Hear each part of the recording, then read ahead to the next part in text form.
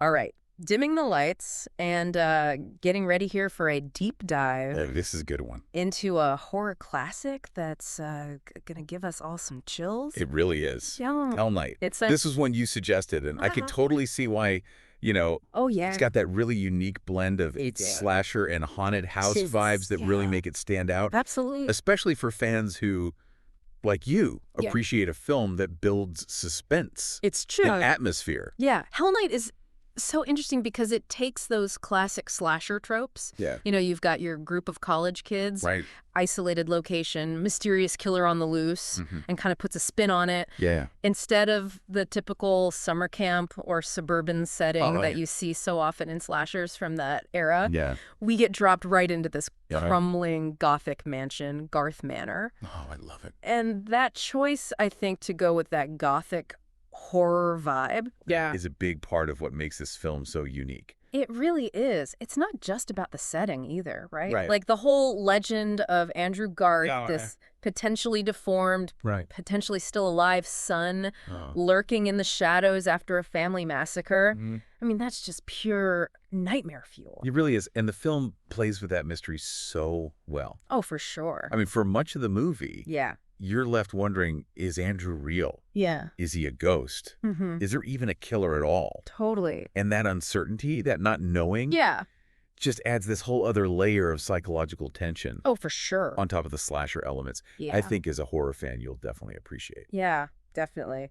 And speaking of those slasher elements, Yeah. it's interesting how director Tom DeSimone really went for that suspense and atmosphere over buckets of blood, Mm-hmm. especially in the early 80s when slashers were all about the gore. Yeah. That was a pretty bold move. It was a gamble for sure, but I Yeah. think you could really see the influence there of producer Irwin Yablans, Okay. the mind behind the original Halloween. Interesting. He was clearly looking to elevate the slasher genre a little bit. Yeah. And Hell Night's focus on mood and dread Over. over the top violence Right. really adds a depth and timelessness I think that a lot of his contemporaries lack. Yeah. I mean, think about how the scariest moments in horror Yeah. are often what you don't see, Mm-hmm. letting your imagination run wild. Oh, I see what you mean. Yeah. Like DeSimone is almost playing with our deepest fears there, He is. making us fill in the blanks with our own nightmares. Please? And speaking of nightmares, that setting, Garth Manor, Oh, yes. is practically a character itself. Absolutely. Because dark corridors, the cobwebbed rooms, Uh-huh. flickering candelabras. It's like Yeah. stepping back in time to like a classic Gothic horror film. I think the set design of Garth Manor is absolutely key Yeah. to the film's success. Mhm. The house is this labyrinthine, almost oppressive presence. Yeah. And DeSimone uses those long shadows You're and right. these slow creeping camera movements Yeah. to create this sense of isolation and claustrophobia Mhm. that you can practically feel through the screen. Oh, it's so effective. And then when the attacks do start, Yes. they're punctuated by these perfectly timed jump scares. Yeah. The way DeSimone builds that tension, Mm. lets it simmer, and then, bam, hits you with Yeah. this sudden burst of fear. It's Yeah. masterful. Oh, he definitely understood the power of playing with the audience's expectations. Totally. If every scare was predictable, Right. the film wouldn't be nearly as effective. Yeah. But by using those kind of well-worn horror tropes in unexpected ways, Yeah. he keeps us constantly on edge. Okay, but let's talk about the characters for a minute. Okay. Because unlike a lot of slasher films Yeah. where they feel like, Right. well, just victims waiting to be picked off, the group in Hell Night actually has some depth to them. They do. And Linda Blair as Martia, Yeah. she just brings this incredible mix of strength and vulnerability to the role. Exactly. You're right. You actually start to care about these characters. Yeah. You get a sense of their camaraderie, their Right. individual personalities. Right. So when they are in danger, the stakes feel much higher. Yeah. It's not just some nameless face meeting a gruesome end. Right. It's someone we've come to know, Yeah. making it that much more impactful. Totally. Yeah. And that's where DeSimone's skill as a director really shines. Oh, yeah. He doesn't just throw these characters into a haunted house and just let chaos ensue. Right? He really crafts these suspenseful sequences Yeah. that draw you in and make you Yeah. feel their fear. Yeah. For example, like that scene where one of the students is being stalked through Okay. those secret passageways. Oh my gosh, yes. Oh, it's pure. Those secret passageways are like a character in themselves. Yeah. You get this feeling of claustrophobia, Mm-hmm. of being trapped in this maze with something sinister lurking around every corner. Yeah. And Desdemona uses those narrow, dimly lit spaces Yeah. to create this sense of dread and anticipation that just builds and builds. It's like the house itself is closing in on them. Totally. And it plays on that primal fear of the unknown. Yeah. You know, as viewers, we're right there with them. Right. Navigating those dark corridors, Yeah. not knowing what's going to jump out at us next. Yeah, it's like Desdemona is playing with our own anxieties, forcing us to confront those fears that lurk in the shadows of our minds. Exactly. And then there's the whole mystery surrounding the killer, right? Right. Is it Andrew Garth? Is he even real? Yeah. Or is it someone else entirely? That mystery keeps you guessing. It does. And the way Desdemona uses misdirection and red herrings, Oh, yeah. it's masterful. It's a classic horror technique, Yeah. but it's used so effectively in Hell Night. Yeah. It's not just about, like, throwing random suspects at the wall and seeing what sticks. Right. He very carefully plants clues and hints Yeah. throughout the film, Yeah. leading us down different paths Right. before revealing the truth in a way that's both surprising and satisfying. Oh, totally. It's like he's playing a game with the audience, Yes. challenging us to figure out the puzzle before he reveals the answer. Right. And even when we think we've got it figured out, Yeah. he throws in another twist to keep us on our toes. Keeps you guessing. You know, as we're talking about all these suspenseful elements, Yeah. the cinematography really elevates those moments too. Oh, absolutely. Like that scene where one of the characters is trapped in the coffin. Oh, yeah. I mean, talk about claustrophobic terror. Oh, my gosh, yes. The way it's shot, you know, Right. slowly closing in on the lid. Yeah. The muffled sounds of the characters struggling inside. Ugh. Masterful, That scene is pure nightmare fuel. isn't it? It taps into that universal fear of being buried alive. Yeah, Which is just so primal and terrifying. it is. And Desdemona doesn't shy away from showing us some pretty gruesome stuff either. No, she doesn't. Like that scene with the antlers Yeah. is pretty intense, Uh, even by today's standards. right.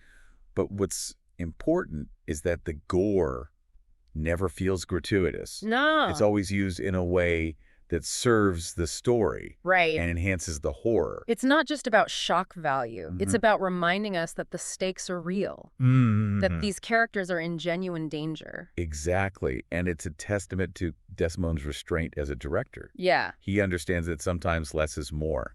Right. A single well-placed image of violence can be far more effective than a bloodbath. Oh, for sure. It lets our imaginations do the work, Right. filling in the blanks with our own fears and anxieties. You know, as we're talking about these individual scenes and elements, it's important to remember that Hell Night didn't exactly break box office records when Yeah. it was released. No, it didn't. It got kind of a mixed reception. Some critics finding the pacing too slow for a slasher film, Yeah.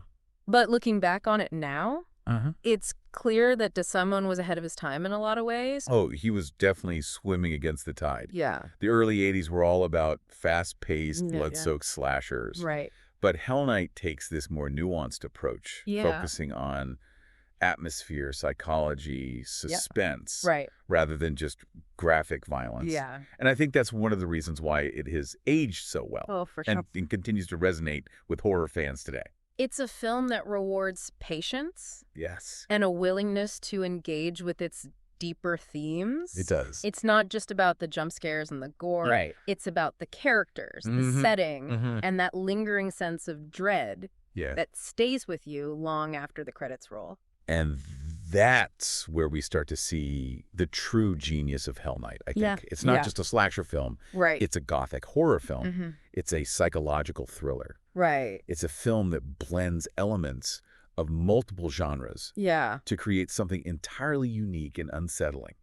And that's why it has earned its place as a cult classic, right? Absolutely. It's a film that speaks to a particular audience, Yeah. an audience that appreciates its slow burn, Yeah. its atmosphere, its intelligence, Mhm. an audience like you. That's right. It's funny how a film that didn't make, you know, a huge splash at the box office and Yeah. still have this, like, lasting impact. It's true. Hell Night really is a testament to the power of word of mouth and Yeah. those dedicated fans who champion a film they love, Right. you know, it proves that sometimes true gems take a while to be discovered. I think so. Like they're hidden. Yeah, they are. And Hell Knight's influence, I think, can be seen in so many horror films that came after it. Oh, interesting. Like Desimone planted all these seeds of gothic atmosphere and Yeah. psychological suspense that have just blossomed in the genre over the years. It's like he tapped into something primal, something that resonates with horror fans on a deeper level. Yeah. And speaking of primal fears, Uh-huh. we haven't even touched on the hazing ritual itself. Oh, right.